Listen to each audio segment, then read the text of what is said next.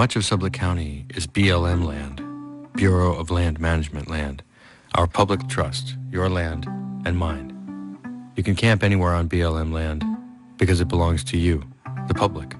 The BLM's stated mission is to sustain the health, diversity, and productivity of the public lands for the use and enjoyment of present and future generations. The Energy Task Force, headed by Vice President Dick Cheney, asked the BLM in 2001 to find ways to open new federal lands to oil and gas leasing, and in what some call the greatest transfer of public lands to private hands in history, Dick Cheney persuaded the BLM to lease millions of acres to gas companies for exploration and drilling. When all is said and done, this power station is not terribly important. It simply makes practical use of theories we have long known about. Rather than congratulate ourselves, we should all feel ashamed that it was not built earlier. The real work is yet to come. Now we destroy distance. Our senses tell us about things that are close by. To know what is happening far away, we must be able to transmit scenes from other places over long distances. Pictures, the news, energy, and why not matter too? Now we must liberate thought. We must set it free of limitations that space and time impose on it, and yet keep its principal characteristics. Now and in future centuries, here on Earth and thousands of light years into the unknown.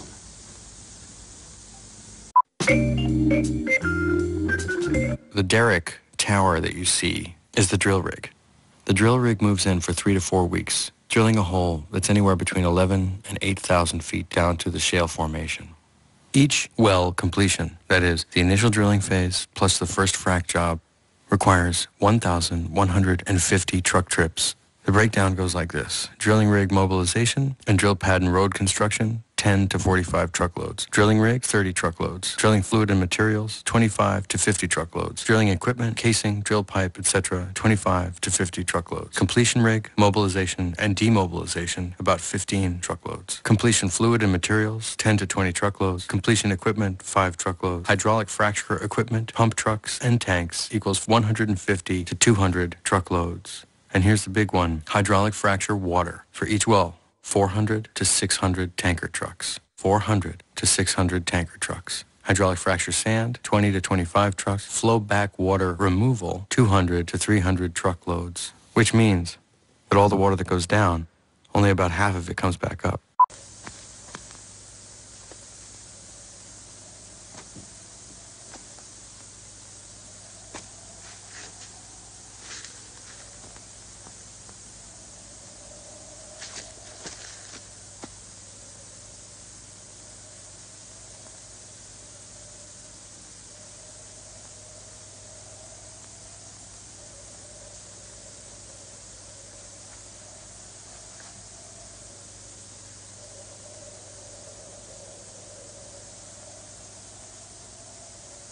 If in a thunderstorm, the Earth is struck by lightning, the force creates concentric waves which slowly expand to circle the world until they come back to where they started.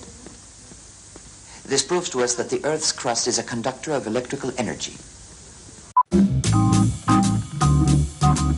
What you see here is the flowback pit of what you call flowback water, frack water, or what the industry likes to call produced water. Before the water can be hauled away and disposed of somewhere, it has to be emptied into a pit, an earthen pit or a clay pit, sometimes a lined pit, but a pit where a lot of it can seep right back down into the ground. Colored flags. I have no idea what those are there for. Maybe it's the grand opening of a new pit.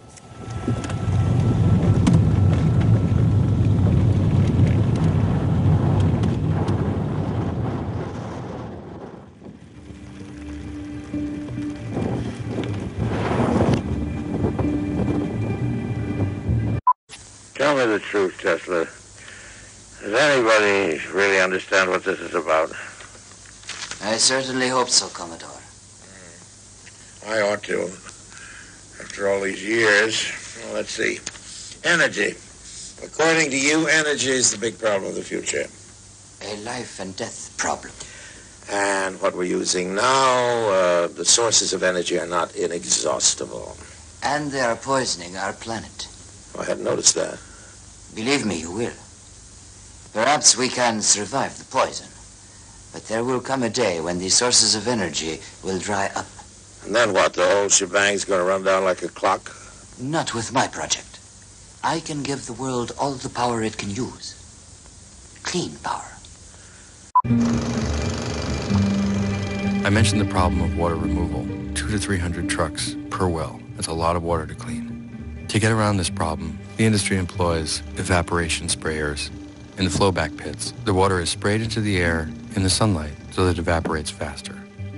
Now, of course, you're probably saying to yourself, that's insane. That water contains all the fracking chemicals, which are toxic, and all the volatile organics, which are also toxic. They create ozone, hazardous air pollutants, and they fall down in the form of chemical or acid rain on the grasslands. There was one promise with all the damn visions and lightning flashes of yours, one hard promise I thought I could count on. I was going to be able to send messages to distant places without any wires. And now, sure enough, the thing's been invented, but not by you, Tesla, no. By some Italian here. Marconi. Whatever. Well, he's made some kind of box. He's talking to England with it, and I've got to buy patents from him. What if he did steal it from you? You're not the only one with ideas, you know. There's a Jew over in Germany. Einstein. The whole scientific world is talking about that new theory of his. And in Paris? What's that about Paris? They have split the atom. Whatever that means. It could mean a whole new source of energy.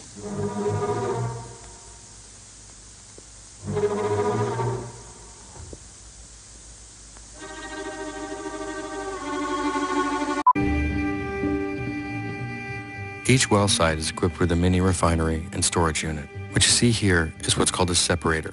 When the gas comes up out of the ground, it comes up wet. The separator heats it up to 212 and boils off the water. The BTEX chemicals, the volatile organics, benzene, toluene, xylene, and a host of others, are all evaporated right there on the site. The gas is then pumped into a pipeline to go through further stages of refining. Such energy is created by destroying natural elements. That is a serious crime against nature, and one day it's going to bring on catastrophe. The world is at a crossroads right now. And if we pass up this chance, we shall be held responsible by future generations. The big tanks you see next to all the gas wells are condensate tanks. The condensate is stored in the tank until a trucker can come and haul it off. The condensate can be anywhere from produced water, which is unusable, to a low-grade jet fuel. It's just sitting there, like a big explosive battery, steaming off volatile organics directly into the atmosphere 24 hours a day. Numerous air pollution advisories in Sublette County were posted by the Wyoming Department of Environmental Quality, stating that ozone in the air had reached unsafe levels. Ozone's good in the upper atmosphere. It keeps out the radiation of the sun. But down on the ground, it burns holes in your lungs. Sublette County, the size of Connecticut, 6,000 people, had air worse than Los Angeles on a typical day. Right there's a pronghorn antelope. Pronghorn antelope is not a part of gas development. But the Pinedale Anticline and the Jonah gas fields are directly in the path of the 1,000-year-old migration corridor of pronghorn antelope, mule deer, and sage-grouse. And yeah, each of these species is endangered and has suffered a significant decline of their populations since 2005.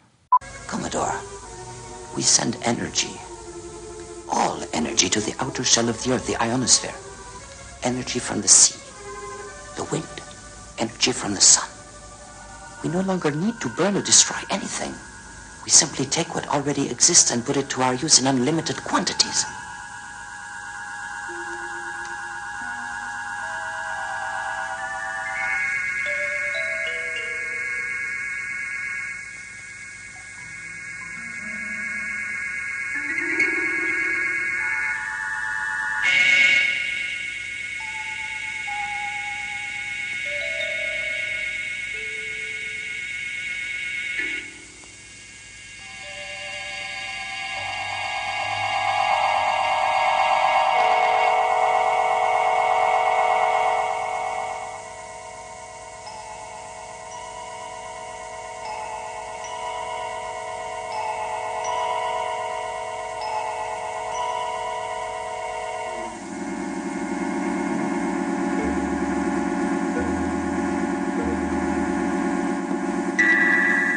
You want me to believe all this is possible?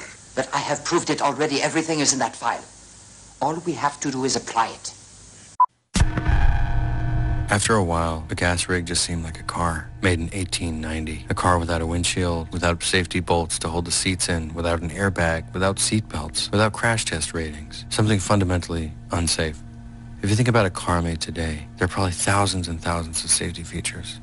Looking at these rigs, I couldn't help but imagine of the hundreds of safety features that might be implemented, including harnessing volatile organics, storing toxic wastes off-site or not on the ground, non-toxic fracking fluids, hundreds of ways that we might improve upon, or just say the hell with it. Can't we build the solar panel instead? Adams, Yes, Commodore. you've seen all this? Yes, Commodore. One single source of energy. That's what this means. Right, Tesla? Yes, that is right. And anyone can draw on it, anyone in the world. The Earth's outer shell, remember, goes around the whole planet. Yes. Power will belong to everyone. Like the air we breathe. I zipped around. I got lost on the snaking, winding roads that lead in and out of the gas fields that aren't marked. Each access road leading to another site, to another site, to another site. Nobody was monitoring it. I could drive right up wherever I wanted. It was BLM land. It was mine. It belonged to every United States citizen. No one told me to leave. No one told me I shouldn't be there.